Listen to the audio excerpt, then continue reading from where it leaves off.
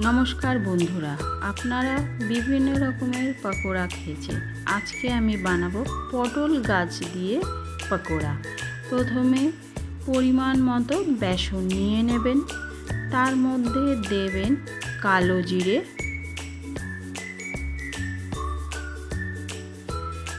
কুচানো কাঁচা লঙ্কা ও পরিমাণ মতো নুন,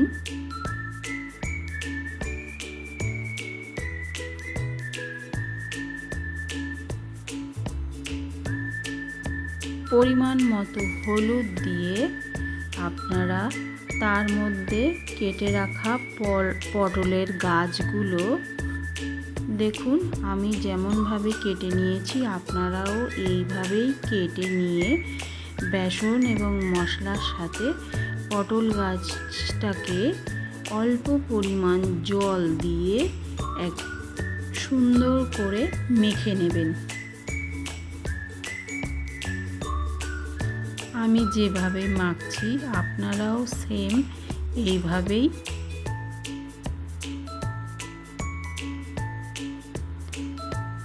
আমার বেসন পটল গাছটাকে ভালো করে ম্যারিনেট করা হয়ে গেছে। দেখুন পটল আর বেসনের ম্যারিনেটটা ঠিক এরকম দেখতে হবে। তারপরে কড়াইয়ে পরিমাণ মতো রিফাইন অয়েল দিয়ে তেলটা একটু গরম হওয়ার অপেক্ষা করবেন। তেলটা গরম হয়ে আসলে আপনারা একে একে আমি যেমনভাবে দিচ্ছি তেলের মধ্যে এরকম পাতলা করে হাত দিয়ে এক একটা করে পকোড়া বানিয়ে নেবেন।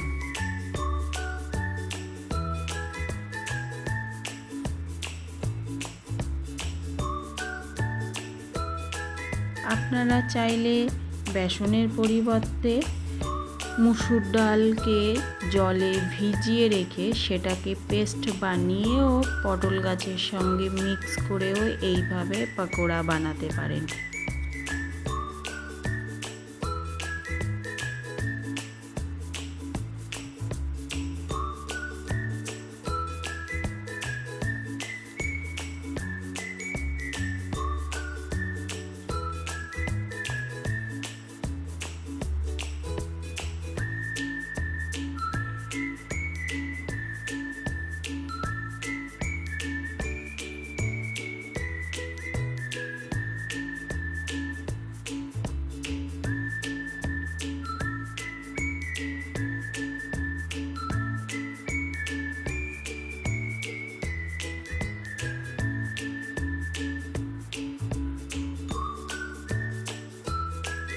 একে একে সমস্ত ব্যাটারের পকোড়া দেওয়া হয়ে গেলে দেখুন এক পিঠ ভাজা হয়ে গেলে অন্য পিঠটাকে ঠিক সেম এইভাবে উল্টে পাল্টে লাল করে ভেজে নেবেন।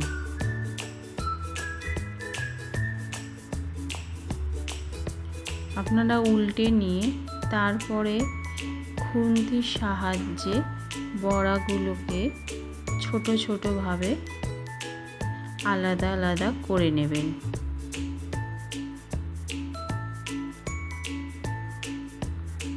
এটা খেতে ভীষণই সুস্বাদু এবং এর টেস্ট একটু হালকা তিতো হয়। পকোড়াগুলো উল্টে পাল্টে লাল করে ভেজে নিয়ে নেবেন।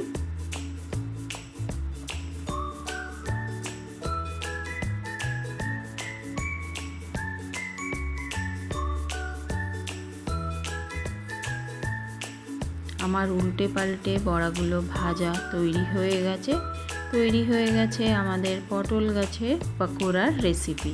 আমার চ্যানেলটিকে আপনারা সাবস্ক্রাইব করবেন।